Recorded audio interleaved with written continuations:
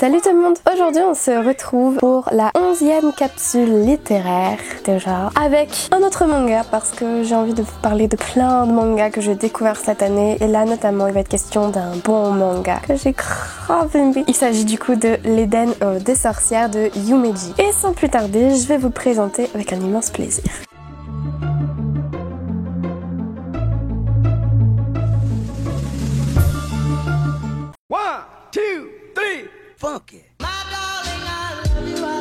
Donc comme je vous l'ai dit, il s'agit d'un manga qui va parler du coup d'un monde dans lequel autrefois les humains et la nature vivaient dans une sorte d'harmonie. Mais malheureusement, comme pas mal d'histoires qu'on a déjà pu lire, cette harmonie va être rompue et la nature va décider de se retirer, d'abandonner les humains, afin d'éviter que l'humain ne la détruise. Fort heureusement, cette nature, elle s'est retirée pas partout, puisqu'il existe des sortes de petites oasis, de petits endroits où cette nature prolifère carrément. Donc c'est un petit peu des havres de paix et ce sont souvent des endroits où des femmes, notamment des sorcières, vont pouvoir utiliser donc les plantes qui sont à leur disposition pour vivre en harmonie avec cette nature et faire ce que toute bonne sorcière fait. Évidemment, ces sorcières sont très heureuses de trouver ces petits endroits intimistes et un peu privés et cachés parce que les humains, ne reconnaissant pas leur hôte, leur volonté de détruire la nature, accusent effectivement les sorcières d'être responsables de cette fuite de la nature, de la végétation, des fleurs, etc.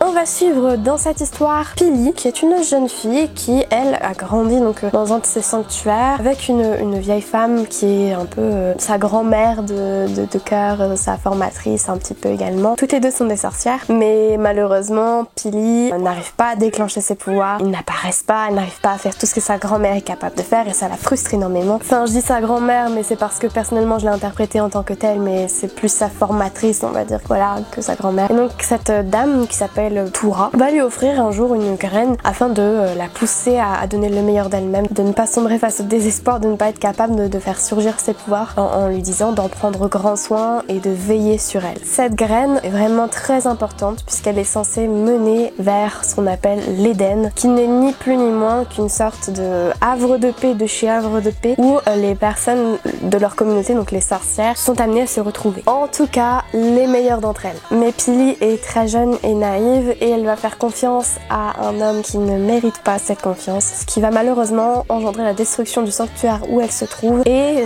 va par la même occasion la pousser à quitter donc cet endroit où elle était terrée pour découvrir le monde extérieur, les humains et la destruction de la nature. Heureusement pour elle, dans son périple, elle est accompagnée ni plus ni moins que par la fameuse graine qui a poussé et qui a donné naissance à une sorte de loup qui va veiller sur elle durant ce périple.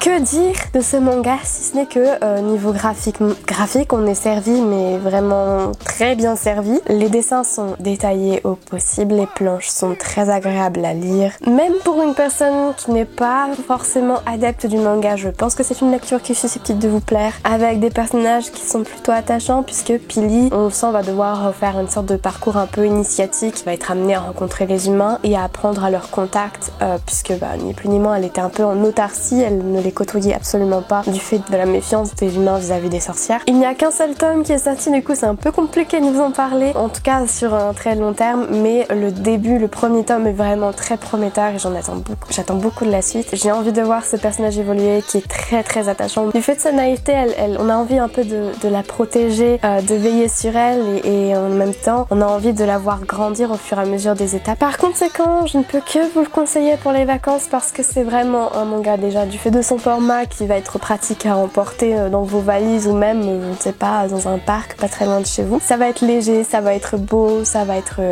doux, ça va vous plaire et enfin en tout cas je l'espère très fortement parce que c'est vraiment une très très bonne série et je vous invite vivement à vous le procurer d'une façon ou d'une autre parce que vous allez passer un très bon moment et même s'il n'y a qu'un tome pour le moment, je pense qu'il y a peu de chances qu'on soit déçu par la suite et ça ne peut qu'aller crescendo. Au niveau qualité, j'entends. J'espère évidemment que la vidéo vous aura plu et que j'aurai été capable de vous présenter donc cette série qui, comme je le disais, ne compte actuellement qu'un tome. Donc c'est un peu difficile de vous en parler sans trop en dévoiler et vous en parler très longuement. Même si j'aime beaucoup cette œuvre, comme il n'y a qu'un seul tome, ça va être dur d'avoir beaucoup de points à aborder avec vous. Mais comme je le disais, c'est vraiment un manga très prometteur et je vous invite à vous le procurer aussi bien en bibliothèque qu'en librairie indépendante si vous le pouvez. Si la vidéo vous a plu, bien évidemment, laissez un like, un commentaire, partagez la vidéo si vous le souhaitez. partager, histoire de me soutenir et de me permettre d'avoir une meilleure visibilité sur YouTube. Et moi je vous dis à très bientôt pour de prochaines capsules. Salut!